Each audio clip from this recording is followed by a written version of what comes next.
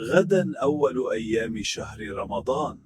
ليلة رمضان بنقعد كده زي ما انتوا شايفين ونفرح وننبسط ان بكرة رمضان ولا كأنه العيد. كان ابني السنة اللي فاتت بيعمل الزين، يرجع بالسلامة يا رب.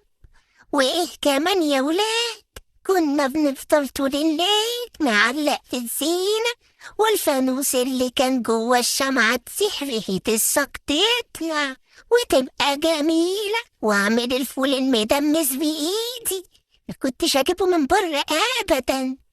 وتقعد بقى نقعد نعمل الفطار وريحة المحشي ولا السحور. كنا نقعد نتجمع ولازم نتجمع كلنا. والبلح الناشف كنت أحب أكسره وأحط عليه مية وسكر، كان يبقى طعمه سكر.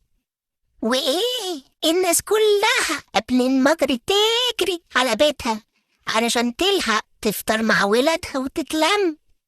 ربنا يرجع لنا رمضان بالسلامة ويعودوا علينا بالخير يا رب.